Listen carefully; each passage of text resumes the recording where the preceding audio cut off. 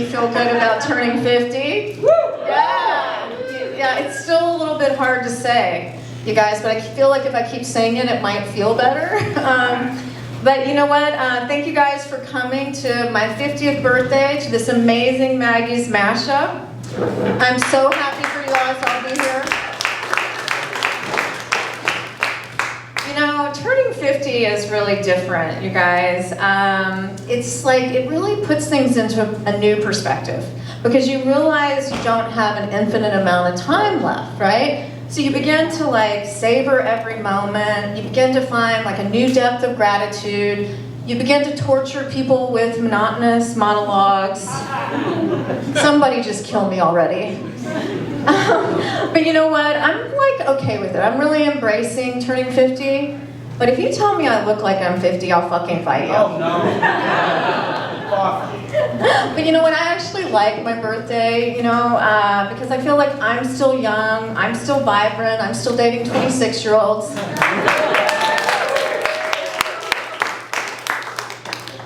But you know what? There's one thing I don't like about getting to be this age. I feel like society deems you unfuckable at this age. You know, like right at the time you're the best you'll ever be in bed, right? Because you know what you want, you know how to ask for it, and you know you can't get pregnant. Yeah.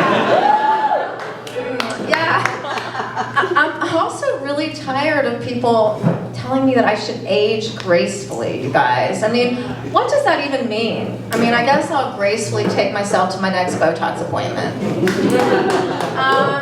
But you know what, I'm not gonna lie about my age. I really don't lie about my age. I really only lie about my age when I'm on Tinder. So I guess, yeah, so I guess in dating app years, I'm 43.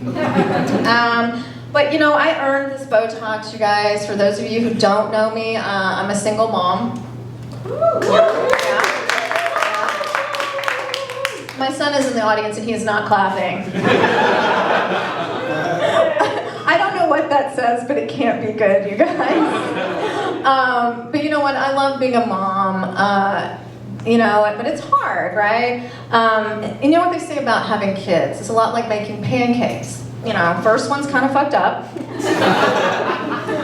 Probably should have thrown it away.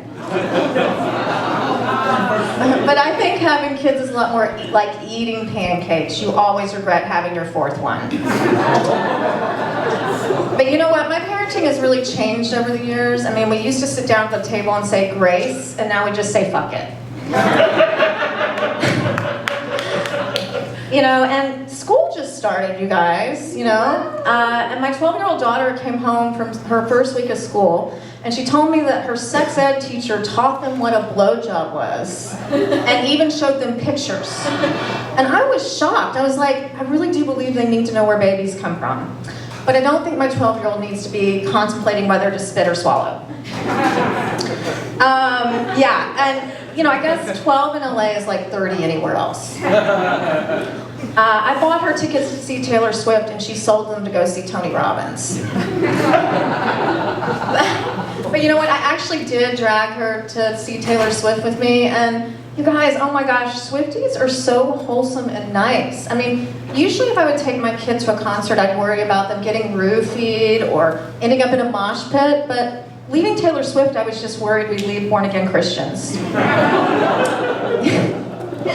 You know what though? I feel like kids today really overuse the word trauma. Like I said to Sadie the other day, I'm like, Sadie, you're not traumatized because I won't take you to Starbucks. You're traumatized because your parents are divorced. Yeah, that's right, I've been married twice. It turns out you can actually get worse at something. But I also feel like kids overuse the word boundaries, especially my 25-year-old son here.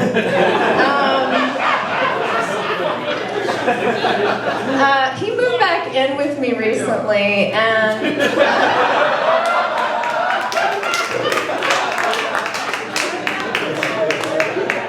it's okay, Jackson. A lot of people live with their mom. Yeah, anyway, and you know, and he told me that his boundary was that he wasn't going to introduce me to anyone he was dating. And I was like, you think these boundaries go one way, right? And I'm like, okay, that's fine, that's your boundary. My boundary is, if you're gonna fuck someone in my house, I get to know their name.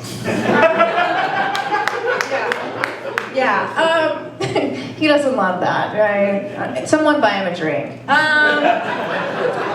Now his brother is a really sweet kid. He goes to UCSC up in Santa Cruz, and he's like super woke and everything. And I really try to embrace like all his terminology and stuff. But you know what? Like sometimes it's hard, right? I am 50 after all. And, you know, I said to him, you know, I'm really into this. You know, I can accept a gay son, I can accept a bi son, but I cannot accept a straight son who forces me to call his girlfriend his partner.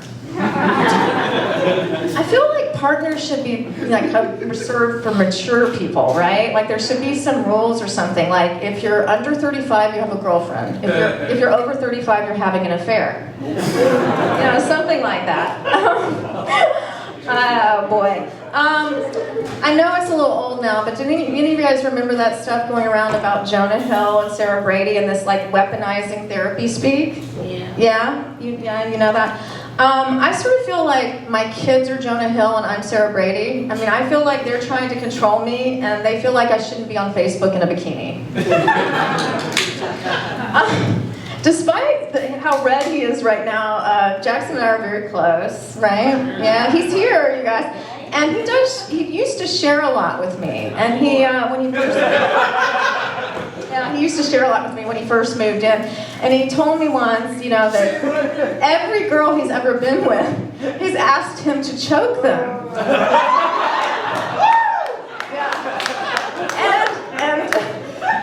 And I told one of my girlfriends, and she was like, well, did you tell him that that was okay? And I was like, the choking part or the telling me about it part?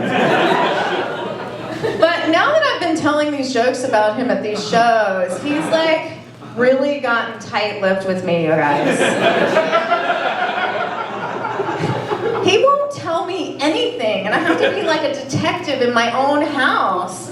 You know, and so the other day he said to me, like, Mom, why'd you add all these new Ring cameras? And I'm like, I need to like keep an eye on the wildlife. And he was like, in my bedroom?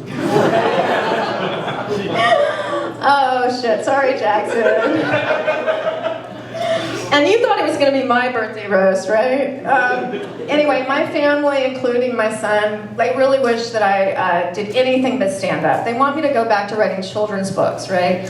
But after doing stand up, I'm like, what kind of children's book would I write? C-spot fuck? Yeah. Oh boy, you know what you guys, I have been really obsessed with cult documentaries lately. Have any of you guys been watching these cult documentaries? No? No one? With The Vow, Holy Hell, all this stuff? Yeah, I think I'm obsessed with them because like several years ago, I was in a self-help group that ended up being a cult. Yeah, for real. In my defense, I was at a very low point in my life. It's called a sexless marriage. And I had just gotten bangs. I know Caitlin knows about bangs. Yeah.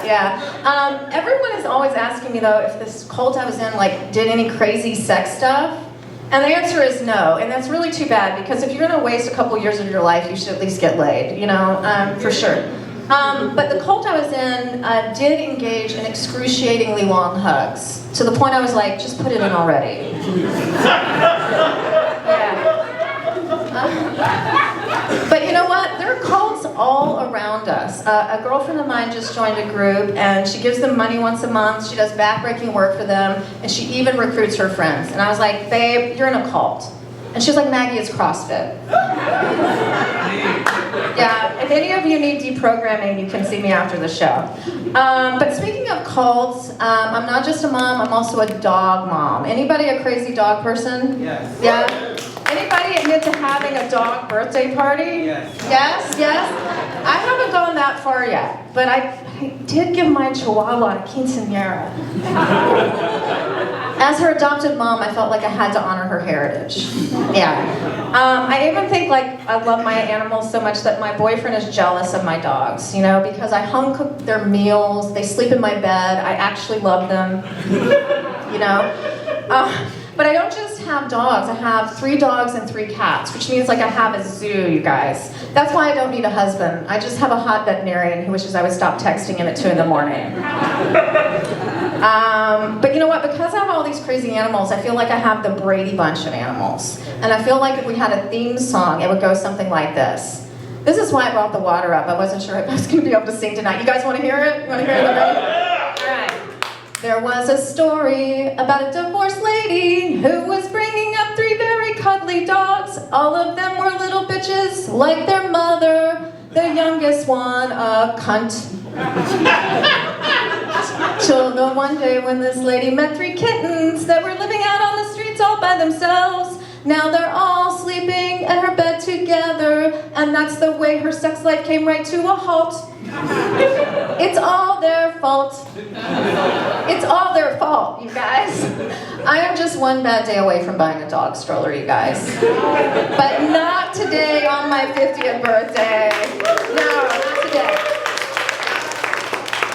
Again, thank you guys so much for coming here tonight to Maggie's Mashup on my 50th birthday. There is no other place I would rather be than here with you guys, and laughing with friends and family and some of my favorite comedians.